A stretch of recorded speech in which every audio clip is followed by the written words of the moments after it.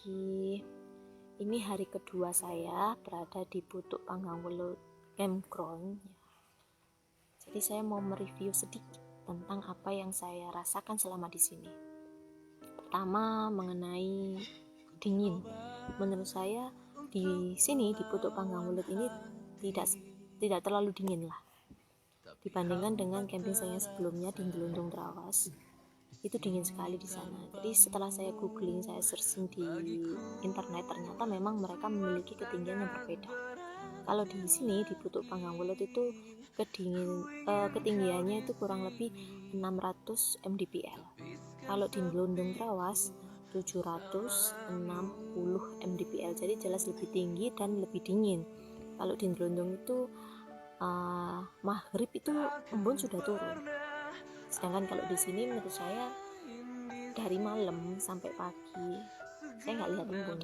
Saya nggak tahu kalau di hari lain ya, tapi kalau saya di sini itu saya nggak lihat embun. Jadi tidak terlalu dingin. Menurut saya hawanya itu kayak dinginnya ketika turun hujan di Sidoarjo atau Surabaya gitu. Jadi nggak terlalu dingin. Kemudian tapi dari sini ini hal positif untuk kalian yang tidak begitu kuat dengan hawa dingin, jadi tempat ini begitu recommended. Kemudian yang kedua adalah untuk jumlah pengunjung. Menurut saya pribadi masih jauh lebih banyak di Gelundung Trawas daripada di sini. Cuman sebetulnya di sini juga akan ada acara sih hari ini. Jadi ada dua lokasi yang diberi garis kuning gitu. Sepertinya ada dua kelompok yang booking gitu ya. Jadi kalau di luar garis kuning itu bisa dipakai untuk umum, termasuk saya. Jadi lokasi saya ini ke atas gitu ya. Sepi lainnya ada di bawah. Yang biasanya saya camping itu cari lokasi yang tidak terlalu berdekatan. Mungkin untuk next saya ingin cari yang lebih dekat.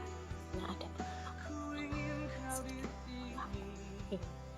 Jadi untuk pengunjung saya nggak tahu kalau di pekan-pekan tertentu, tapi menurut saya lebih banyak kan di Gelundung. Hari ini akan ramai di Putuk Panggang Welut karena ada yang booking ya, tenda sudah dipasang, lokasinya sudah disterilkan gitu ya untuk yang booking itu. Jadi hari ini sepertinya akan ramai sekali, tapi saya hari ini berencana pulang, nggak sempat menikmati juga acara yang mereka buat. Kemudian untuk fasilitas, untuk kamar mandinya sama-sama bagus menurut saya, sama-sama bersih baik di Gelundung maupun di sini, perawat bagus menurut saya. Untuk warung ada 24 jam. Jadi buat kalian yang mau begadang atau kelaparan tengah malam, nggak usah bingung, ada warung.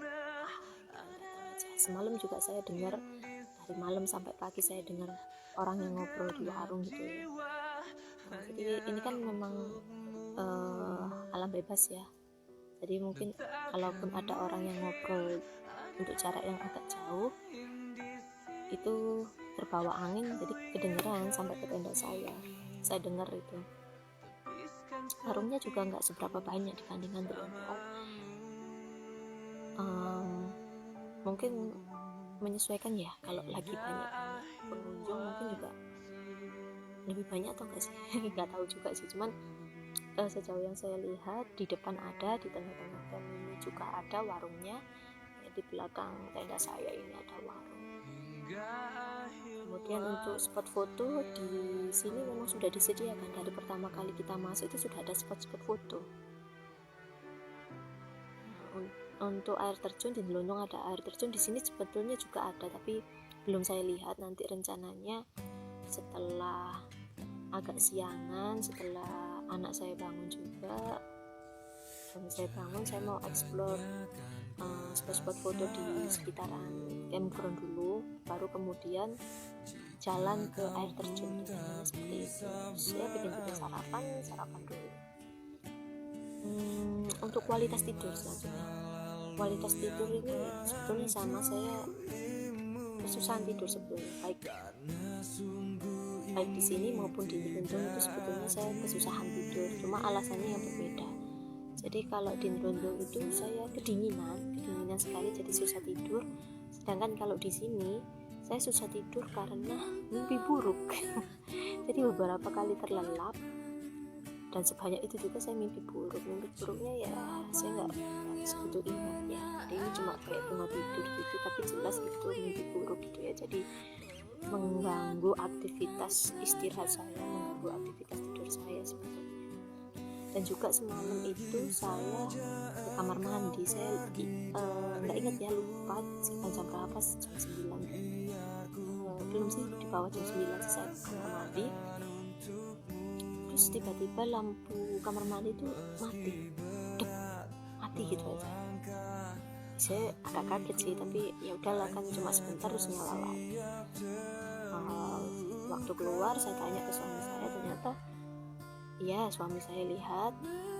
Jadi suami saya itu nggak nganter sampai ke kamar mandi ya, cuma di agak jauh lah, nyebrang gitu ya tenda saya terus ke kamar mandi. Lumayan jalannya ada berapa meter, 100 meter kali ya. Suami saya cuma ngeliatin aja, nggak nganterin. Itu waktu kita bikin api unggun ya, jadi sama anak saya itu duduk di api unggun gitu, di pinggiran api unggun, terus saya ke kamar mandi, tapi suami saya ngeliat. Jadi waktu saya balik, saya tanya, ternyata suami saya lihat kalau lampu kamar mandi saya itu mati. Dan di situ kan ada beberapa kamar mandi ya, di beberapa bagian gitu. Yang mati cuma kamar mandi yang saya pakai gitu. Menurut saya sih kalau nggak salah sih ini kabelnya satu jalur ya, kamar mandi ini satu jalur, tapi kok yang mati cuma lampu di rumah saya. Jadi saya anggapnya ya tetap mikir positif lah ya, lampunya mungkin atau kabelnya kesenggol atau gimana, saya nggak tahu. Pokoknya kita mikir positif aja ya, walaupun sedikit ya, tempat seperti ini itu ya. Terus tambah malam juga susah tidur kan, suges kan ya, suges nggak enak, terus tidur ke bawah ada suasananya. Jadi begitu. Untuk selebihnya sih oke, di sini menyenangkan. Nah, saya happy, semuanya senang. Ini cocok sekali untuk referensi liburan kalian yang mau kesini, monggo silahkan. Untuk HTM-nya saya kemarin kena 30.000 ya semalam. Teman-teman kena berapa saya nggak tahu, saya kena 30.000. HTM-nya segitu kali ya sekarang. Kalau di London itu berapa ya? Satu orang 12.000, jadi dua orang dewasa itu 25.000 plus parkir. Kalau saya habis sekitar ya 30-an kepala 3, jadi kurang lebih sama. Cuman kalau di London itu ada tempat parkirnya tersendiri, jadi kita tinggal jalan ke lokasi tenda kita. Sedangkan kalau di Putuk Pangawul itu motor kita bawa, jadi kita bertanggung jawab atas motor kita sendiri. Jadi makanya ini motor juga diparkir di depan kita. Ini semua ada plus minusnya ya, kita harus